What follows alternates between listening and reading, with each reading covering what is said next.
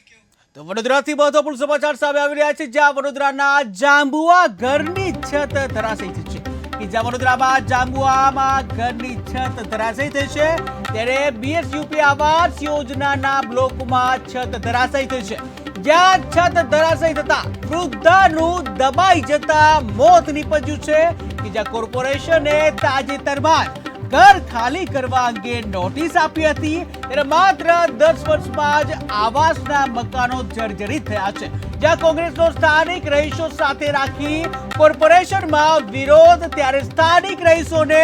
વૈકલ્પિક વ્યવસ્થા કરી આપવા માંગ કરવામાં આવી છે, જ્યાં આવાસના નવા મકાન આપવા માંગ કરવામાં આવી, ત્યારે પ્લેકાર્ડ બેનર સાથે રાખી કોંગ્રેસ દ્વારા વિરોધ નોંધાવવામાં આવ્યો છે કે જ્યાં કોંગ્રેસે આવાસ યોજનામાં ભ્રષ્ટાચારનો આક્ષેપ કર્યો છે, ત્યારે આવાસ યોજનાના મકાનોમાં વિજિલન્સ તપાસની પણ માંગણી કરવામાં આવી છે। ટીવી સ્ક્રીનના દ્રશ્યો તમે જોઈ રહ્યા છો કે જ્યાં જે કહી શકાય જે બનાવ બન્યો છે તેના જે આ દ્રશ્યો જે હતા કે જેમાં જાંબુઆ જે છે તેમાં ઘરની છત ધરાશયી થવાનો જે મામલો સામે આવ્યો છે, ત્યારે બીએસયુપી આવાસ યોજનાના જે બ્લોકમાં આ બનાવ બન્યો છે કે જ્યાં છત ધરાશયી થવાનો આ બનાવ બન્યો છે, ત્યારે છત ધરાશયી થતા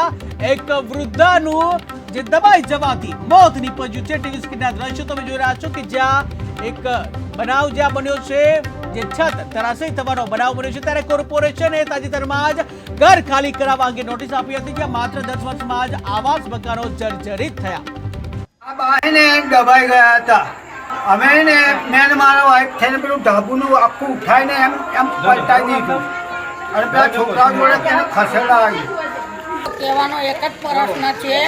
આ હુંડાના મકાનના રિપેરિંગ નથી કરતા, કંઈ કરવા માંગતા નથી સરકાર, તો અમારો પ્રશ્ન એવો છે કે કઈ જગ્યાએ અમને સેટ કરી આપો, કઈ જગ્યાએ ઘર ખાલી હોય તો અમને રહેવાની વ્યવસ્થા કરી આપો, ને વ્યવસ્થા ના કરી આપવી હોય તો અમને કઈ જગ્યાએ મકાન બંધ છે।